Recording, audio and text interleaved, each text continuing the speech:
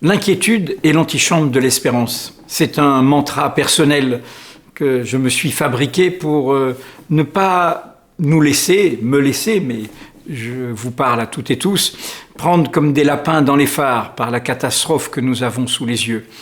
Cette catastrophe, il faut à la fois la comprendre et à la fois y résister. La comprendre, c'est saisir quel est l'enjeu. L'enjeu, c'est ce qui nous fonde, l'égalité des droits. Nous naissons libres et égaux en droit, sans distinction d'origine, de condition, d'apparence, de croyance, de sexe, de genre. Cela vaut à l'échelle des nations comme à l'échelle du monde, c'est le droit international.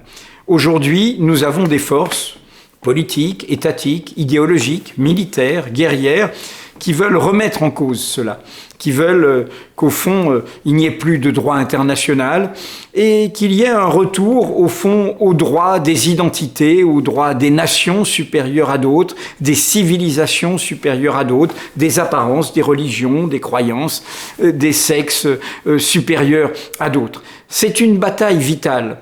C'est une bataille qui concerne tous les contextes politiques, quel que soit le degré de brutalisation de nos cultures démocratiques. On le voit en Europe, on le voit évidemment avec les guerres qui sont présentes en Ukraine et au Moyen-Orient, on le voit avec les idéologies inégalitaires, suprémacistes, d'identitaires, qui rôdent partout dans le monde. Et de ce point de vue, l'origine ne protège de rien.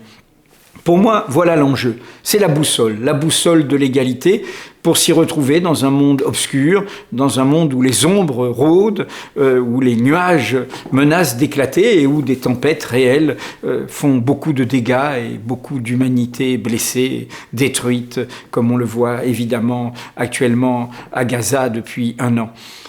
Et d'autre part, il faut que nous ayons toutes et tous un travail à faire sur nous-mêmes, qui est de combattre l'indifférence. Tout est fait pour que nous soyons indifférents, y compris ce nouveau monde technologique de présentisme où on a l'impression d'avoir tout ça sous les yeux, mais en fait c'est aussi une déréalisation et du coup on ne se sent pas concerné par l'autre, on perd l'humanité de l'autre, on l'oublie. Et de ce point de vue, l'indifférence est aujourd'hui notre pire ennemi. Comme le disait un auteur que j'aime bien, Charles Péguy, une âme habituée, il n'y a rien de pire.